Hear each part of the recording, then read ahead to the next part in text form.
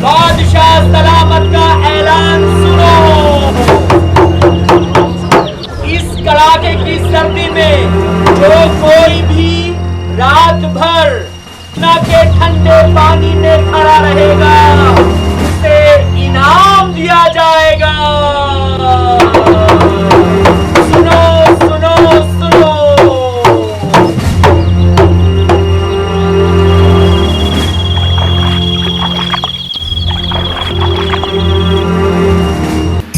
जहांपनाह, एक गरीब आदमी का दावा है कि वो रात भर दरियाए जमुना के पानी में खड़ा रहा है।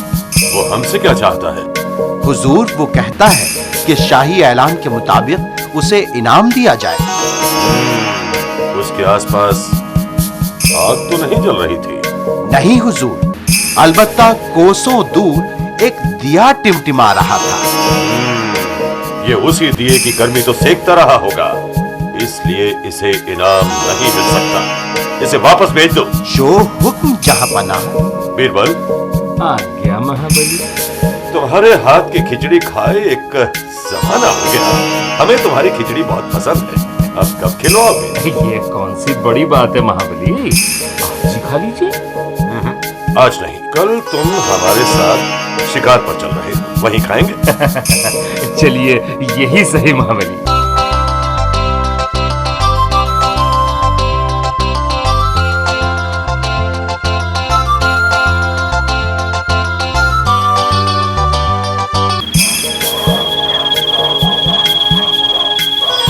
अरे भाई, वो तुम्हारी खिचड़ी का क्या हुआ बीरबल? खिचड़ी मैंने चढ़ा दी है हुजूर, बस कुछ ही देर में तैयार हो जाती है। ये तो तुम कई बार कह चुके। थोड़ा सब्र महाबली। नहीं बीरबल, अब सब्र नहीं होता। हुजूर, शिकार में भूख कुछ ज्यादा ही लगती है। और तुम हो कि बातों से पेट भर रहे हो। अजी बस एक आंच की कसर बाकी है महाबली।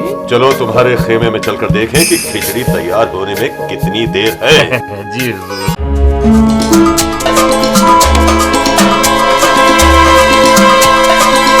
ये क्या बीरबल, ये ऊपर बांसों पर हांडी कैसी टंगी है? इसी में तो आपके लिए खिचड़ी पक रही है। खिचड़ी पक रही है? तभी तो हम कहें खिचड़ी तैयार होने में इतना वक्त कैसे लग रहा है? बीरबल, हमें भूख लगी है और तुम्हें मजाक सूझ रहा है। मजाक? ये मजाक नहीं तो और क्या हुआ? जैसे गरीब जमुना नदी में खड़े होकर कोसों दूर टिमटिमाते दिए से सेक ले सकता है, बिल्कुल वैसे। क्या? हम तुम्हारा इशारा अब समझे।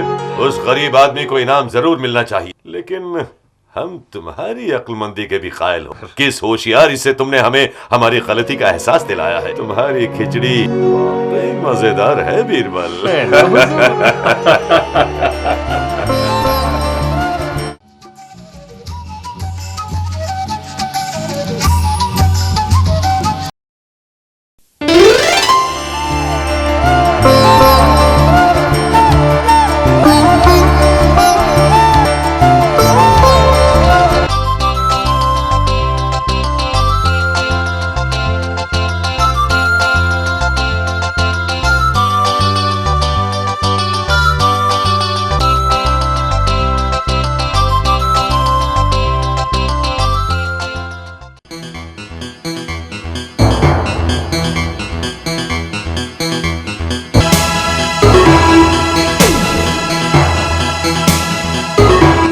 बादशाह सलामत, लंका का राजदूत दरबार में हाजिरी की इजाजत चाहिए। इजाजत है? ये दूत बादशाह सलामत की खिदमत में आदाब पेश करता है। कहो, कैसे आना हुआ? बादशाह सलामत, आपके दरबार में एक से बढ़कर एक अक्लमंद, होशियार और बहादुर दरबारी विद्यमान हैं। हमारे महाराज ने मुझे घड़ा भर अक्ल लाने के लिए आपके पास भेजा है। महाराज को पूरा भरोसा है कि आप किसी न किसी तरह इसका बंदोबस्त कर देंगे।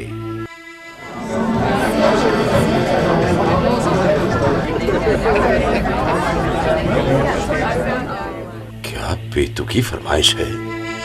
घड़ा भर अक्ल का बंदोबस्त कैसे किया जा सकता है? महाबली, आप परेशान न हो, अक्ल की व्यवस्था हो जाएगी, लेकिन इसमें कुछ सप्ताह का समय लग सकता है। ठीक है, मैं इंतजार कर लूंगा।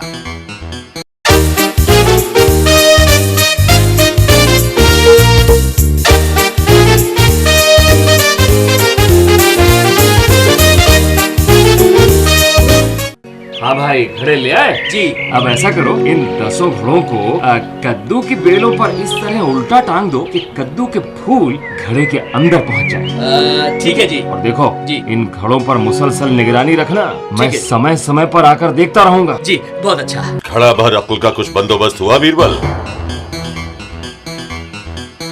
बस बंदोबस्त हो ही गया समझिए हुजूर। 2 हफ्तों में घड़ा अक्ल से लबालब भर जाएगा महाबली।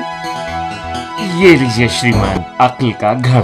जी आप इसे अपने महाराज को भेंट कर दीजिए, लेकिन एक बात का ध्यान रखें जी। कि खाली होते ही ये कीमती घड़ा हमें इसी तरह सही सलामत वापस मिल जाए। हाँ?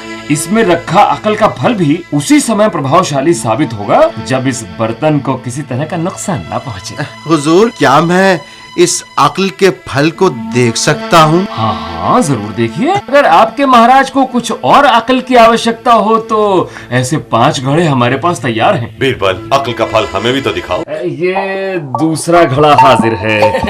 इसके मुंह पर से कपड़ा हटाकर देख लीजिए। अरे इसके अंदर तो पूरा का पूरा कद्दू मौजूद है। मान गए बीरबल, तुमने भी अक्ल का क्या शानदार फल पेश किया है। अरे वाह।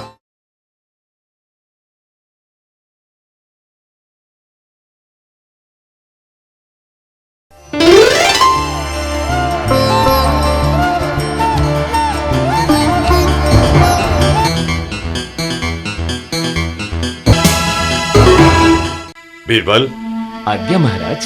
ये हमारे नवरत्नों को क्या हो गया है? मैं कुछ समझा नहीं महाराज। वैसे तो सभी विद्वान और कार्यकुशल।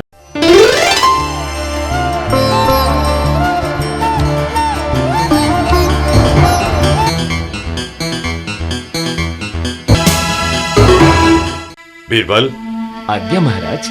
ये हमारे नवरत्नों को क्या हो गया है? मैं कुछ समझा नहीं महाराज। वैसे तो सभी विद्वान और कार्यकुशल हैं, मगर क्या महाबली? सब किसी न किसी लत का शिकार हैं। किसी को नाच गाने का शौक है तो किसी को पीने का। ये मानवीय कमजोरियां तो होती ही हैं महाबली। हम जानते हैं तुम ऐसा किस लिए कह रहे हो। किस लिए महाबली? क्योंकि तुम्हें भी तंबाकू चबाने का शौक है। क्या करूं महाराज, मैं खुद इस आदत को छोड़ना चाहता हूं, मगर छूटती ही नहीं।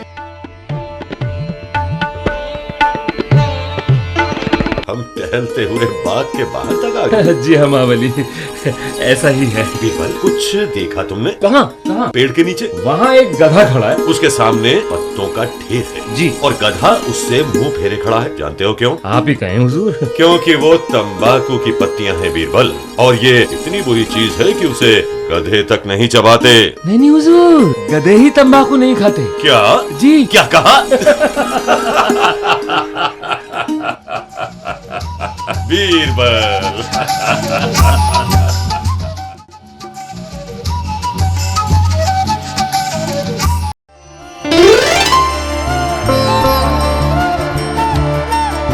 बीरबल, हमें शिकायतें मिल रही हैं कि आजकल ग्वाले दूध में पानी मिलाने लगे। महाबली, ये शिकायतें मेरे कानों में भी पड़ी थी। मैंने ग्वालों के प्रतिनिधि मंडल को बुलाकर उनसे बात की थी। तो क्या कहा उन्होंने? उन्होंने इस इल्जाम को गलत बताया सर। इस इल्जाम की तहकीकात कैसे की जाए? तहकीकात? एक उपाय है हुजूर, यदि आप आज्ञा दें। बेझिझक बयान करो। महाबली, शहर से बाहर एक तालाब बनवाया जाए और ग्वालों से कहा जाए कि बादशाह सलामत दूध में स्नान करें, इसलिए सभी दूधिये 1-1 लोटा दूध तालाब में डालें। वाह बीरबल, बड़ी दूर की कौड़ी लाए हो। अरे हुजूर, आप आज्ञा दीजिए और फिर तमाशा देखिए। ये बादशाह को दूध से नहाने का अच्छा शौक हुआ भाई। तालाब भी इतना बड़ा है कि सारे नगर की गाय भैंसों के दूध से भी न भरे। अरे हम तो दूध के बदले 1 लोटा पानी डाल देता है। तालाब पर पहरा भी नहीं है। रात भर में तालाब तो दूध से भर गया होगा। तालाब पर चलकर देखें बीरबल। वहाँ जाने की जरूरत नहीं है महाबली। मैंने एक आदमी भेजकर वहाँ का सब हाल मालूम करवा लिया है। तो उसने क्या बताया? महाबली, तालाब में दूध का एक कतरा भी नहीं है। वहाँ केवल हाँ कहो, रुक क्यों गए बीरबल? महाबली, पूरा तालाब पानी से भरा है। लेकिन ऐसा क्यों? क्योंकि हर ग्वाले ने अपने मन में सोचा होगा कि दूध के इतने बड़े तालाब में उसके एक लोटे पानी का क्या पता लगेगा, और ये सोचकर सभी ग्वाले उसमें लोटे भर भर कर पानी डालते रहे। बुलाओ उन ग्वालों के प्रतिनिधि मंडल को और उन्हें पानी का वो तालाब दिखाओ और पूछो उनसे, क्या ये भी झूठ है? हुजूर, मैं उन्हें समझाने की कोशिश करूंगा।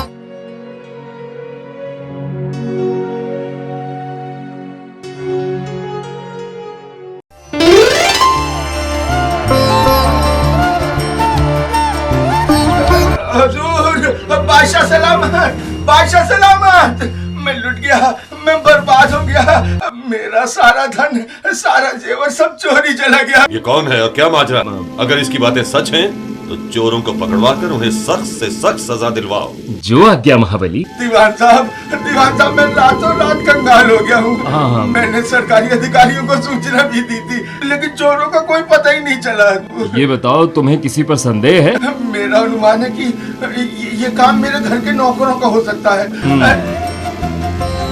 क्योंकि किसी बाहरी आदमी को तो इतनी जानकारी नहीं होती ना। लेकिन ये भी सच है कि मैंने ऐसा करते किसी को देखा नहीं है। अच्छा, ठीक है, तुम धीरज रखो, तुम्हारा माल तुम्हें मिल जाएगा। तुम्हारे नौकर कहाँ हैं, जरा उन्हें बुलवाओ। मैं खुद ही लेकर आ जाता हूँ। आज्ञा दीवान जी। सुनो व्यापारी, ये लकड़ी के टुकड़े लो और हर नौकर को एक एक थमा दो। ये लंबाई में सब बराबर है। हमने इन पर मंत्र पढ़कर फूंक दिया है। आज रात इन सभी नौकरों को महल के अलग अलग कमरों में बंद करके रखा जाए। कल सुबह इन्हें फिर दरबार में हाजिर करके लकड़ियों की जांच की जाएगी। जो कोई चोर होगा या उसने चोरी में सहायता की होगी, उसके पास की लकड़ी रात भर में आधा इंच बढ़ जाएगी। वाह बीरबल, चोर पकड़ने की तुम्हें अनोखी तरकीब सूझी है। हुजूर, चोरी किसने की है ये तो कल सुबह ही पता चलेगा।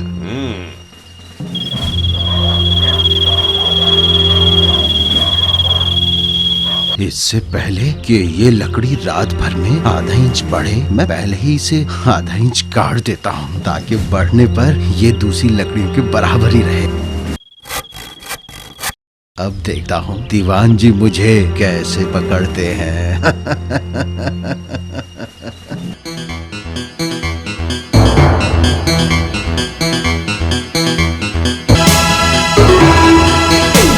5 लकड़ियों में ये लकड़ी किसकी है? ये इस सेवक की है, बलीराम नाम है इसका। इसी ने तुम्हें बलि का बकरा बनाया है। वो कैसे सरकार? इसे जो लकड़ी दी गई थी वो आधा इंच छोटी है। इसने सोचा कि इसकी लकड़ी आधा इंच बढ़ गई तो चोरी का भेद खुल जाएगा, तो इसने पहले ही इसे आधा इंच काट दिया। क्यों बलिराम, यही सोचा था ना तुमने? अब चुप क्यों खड़ा है? बोलता क्यों नहीं है? ये तब बोलेगा जब इसे मुझसे गलती हो गई महाराज, मुझे माफ कर दिए महाराज।